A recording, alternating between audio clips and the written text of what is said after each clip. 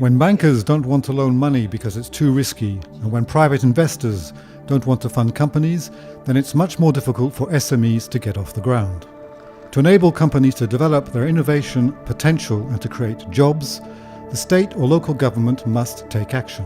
This can take the form of subsidies, but also more complex financial packages. This is called financial engineering.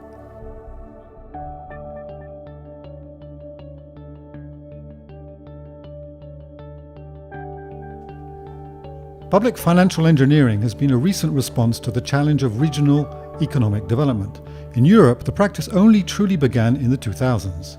With the Jeremy initiative, the European Union has provided resources, but has left the choice of method to the member states.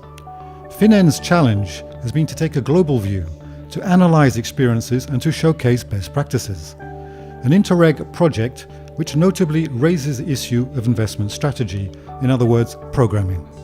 The first thing to do is to perform a good market analysis, that is to work closely with the companies, the enterprises that we are going to finance, to identify where are the gaps, where are the problems that they encounter, and to work with the private banks to know well what their job is, what they do and what they don't do, and what we can expect to do with private financing.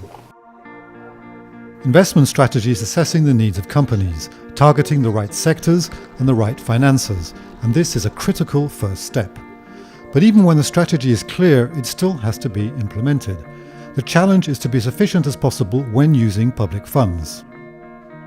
The most important thing before you implement a new instrument is to make a gap analysis about what are the real needs of the SMEs in your region, and then to design and to really make a sophisticated design of the instrument that really targets the SMEs that are in that gap and that market segment.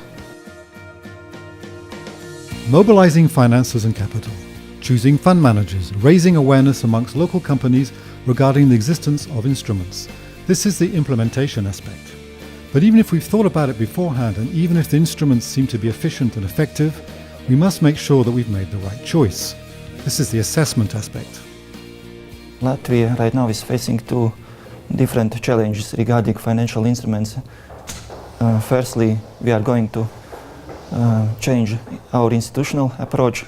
Instead of several different institutions, we are going to introduce one single. Secondly, we are going to follow EU recommendations regarding the off-the-shelf instruments. The Interreg 4C FinEn project began on the 1st of January 2012. It will end in 2014. It brings together 13 partners from east to west and from north to south of the European Union.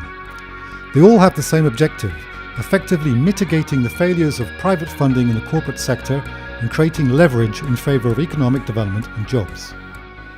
In fact, a startup needs a lot of cash to anticipate the needs of the market. So you have to invest in your technology to be ready when the market will need to invest in your technology. And to invest in technology, you need partners. Programming, implementation and assessment.